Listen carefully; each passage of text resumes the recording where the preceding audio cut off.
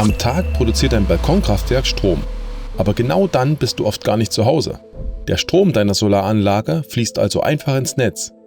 Wenn überhaupt, bekommst du dafür ein paar Cent. Und wenige Stunden später musst du den Strom wieder zurückkaufen. Nur jetzt deutlich teurer. Und genau hier werden Speicher für Balkonkraftwerke interessant. Denn tagsüber entsteht oft mehr Solarstrom, als du zu diesem Zeitpunkt verbrauchen kannst. Abends ist es dann genau umgekehrt. Keine Sonne, kein Strom. Der Speicher soll genau diese Energie zeitlich verschieben. Aber was heißt das genau? Schauen wir uns als erstes kurz an, wie der Speicher im System überhaupt eingebunden ist. Der Strom vom Solarmodul fließt in dein Hausnetz. Verbrauchst du aber gerade weniger, als dein Solarmodul liefert, wird die überschüssige Leistung in das Netz eingespeist. Mit Speicher wird genau das verhindert. Und das ist der entscheidende Punkt. Je nach Hersteller wird der Speicher unterschiedlich in das System eingebunden. Das Grundprinzip bleibt jedoch immer gleich. Mit Speicher fließt der überschüssige Strom dann nicht mehr ins Netz, sondern zu deinem Speicher. Er wird zum Laden des Akkus genutzt. Im Inneren des Akkus befinden sich mehrere Lithium-Ionen-Zellen. Der Akku speichert den Strom allerdings nicht direkt. Er wandelt die elektrische Energie in chemische Energie um. So bleibt dein Solarstrom im Haus erhalten, auch wenn du ihn im Moment noch gar nicht brauchst.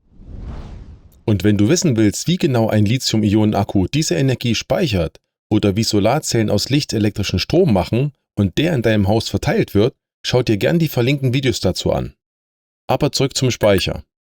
Die Energie, die sonst als Überschuss ins Netz verschwinden würde, kann also plötzlich im Haus bleiben. Der Speicher erzeugt keine zusätzliche Energie. Er speichert einen Teil deiner nicht genutzten Solarenergie für später. Schauen wir uns das genauer an. Es ist mitten am Tag. Die Sonne scheint. Das Balkonkraftwerk liefert zum Beispiel 600 Watt. Dein Haus braucht aber gerade nur 300 Watt. Das heißt, ohne Speicher werden die restlichen 300 Watt direkt ins Netz abgegeben und sind weg. Der Speicher verändert nun diesen Stromfluss. Er vollzieht hier einen Rollenwechsel. Er ist in diesem Moment kein Stromlieferant mehr. Er wird zum Verbraucher und nimmt die überschüssige Leistung auf. Der Punkt ist, die Energie ist noch da, sie hat dein Haus nicht verlassen. Und genau deshalb kann ein Speicher deine Stromrechnung überhaupt beeinflussen. Jetzt kommt der Moment, auf den das ganze System hinausläuft. Die Sonne ist weg. Das Balkonkraftwerk liefert jetzt 0 Watt. Ohne Speicher werden alle Verbraucher jetzt aus dem Netz versorgt. Die überschüssige Energie, die du am Tag günstig verkauft hättest, kaufst du jetzt wenige Stunden später teurer zurück. Mit Speicher passiert etwas anderes. Er ändert wieder seine Rolle. Nur diesmal umgekehrt. Er wird vom Verbraucher zur Stromquelle. Das Balkonkraftwerk liefert 0 Watt. Der Speicher liefert zum Beispiel 300 Watt und deine Verbraucher benötigen 600 Watt. Das öffentliche Netz liefert jetzt also nur 300 Watt. Und genau hier verändert der Speicher das eigentliche System. Die Energie, die du ohne Speicher mittags ins Netz abgegeben hättest, ist jetzt noch da, bei dir im Haus. Du nutzt sie jetzt selbst, nur eben zeitversetzt. Dadurch musst du weniger Strom aus dem Netz zurückkaufen. Und genau das ist es, was der Speicher wirklich verändert.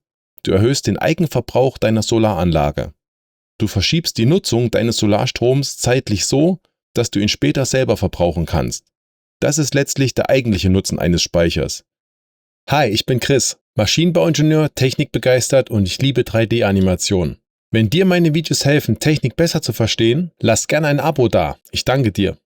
Aber es gibt da ein Detail, das wir noch nicht betrachtet haben.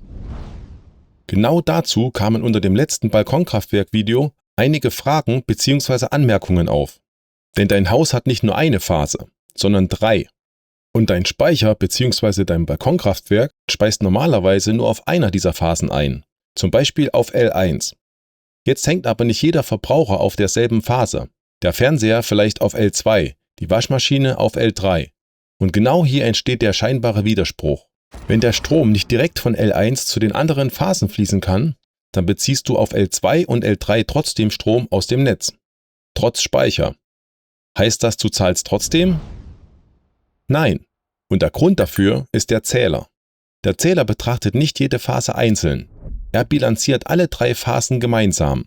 Wenn dein Speicher auf L1 also 300 Watt einspeist und auf L2 und L3 zusammen 300 Watt verbraucht werden, dann ist die Gesamtbilanz am Zähler 0.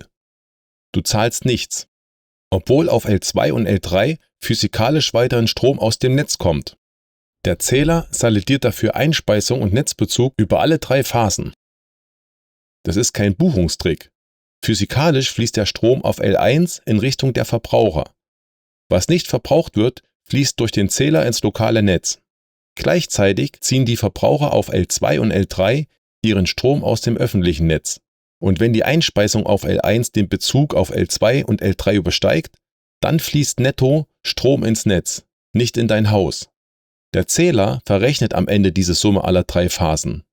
Und genau deshalb kann dein Balkonkraftwerk oder eben dein Speicher auf einer einzigen Phase den Netzbezug deines gesamten Hauses reduzieren. Jetzt kennst du die Stärken des Speichers. Du nutzt mehr von deinem eigenen Solarstrom selbst. Aber was sind seine Grenzen? Die gibt es natürlich auch. Wenn dein Balkonkraftwerk an einem trüben Wintertag nur 200 Watt liefert, dein Haus aber gleichzeitig 300 Watt verbraucht, wird die gesamte Solarleistung sofort im Haus genutzt. Es bleibt kein Überschuss übrig. Und wenn kein Überschuss entsteht, gibt es auch nichts zu speichern. Das heißt, der Speicher wird nicht geladen und kann am Abend auch keinen Strom liefern. Eine weitere Grenze ist die Kapazität des Speichers. Sie legt fest, wie viel Energie der Speicher überhaupt aufnehmen kann. Ist diese Grenze erreicht, kann keine weitere Energie mehr gespeichert werden. Überschüssiger Strom fließt dann von deinen Solarmodulen direkt ins Netz. Das System verhält sich dann, als gäbe es keinen Speicher. Ein kleiner Speicher kann also auch nur einen kleinen Teil des Solarstroms zeitlich verschieben und damit den Eigenverbrauch nur wenig anheben. Und damit sind wir direkt bei der Wirtschaftlichkeit des Speichers. Die wirtschaftliche Frage ist eigentlich relativ einfach. Wie viel Überschuss entsteht bei dir am Tag überhaupt? Denn nur dieser Überschuss kann später noch genutzt werden. Ob sich der Speicher amortisiert, hängt hauptsächlich von 3 Faktoren ab. Wie viel Überschuss hat dein Balkonkraftwerk an einem typischen Tag?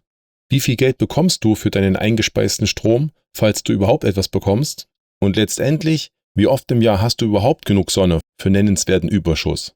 Der Speicher lohnt sich also vor allem dann, wenn regelmäßig genug Überschuss entsteht, den du später selbst nutzen kannst. Und genau daraus ergibt sich direkt die nächste Frage. Wie groß sollte der Speicher eigentlich sein? Die Antwort hängt fast vollständig von einer einzigen Zahl ab. Wieder deinem Überschuss.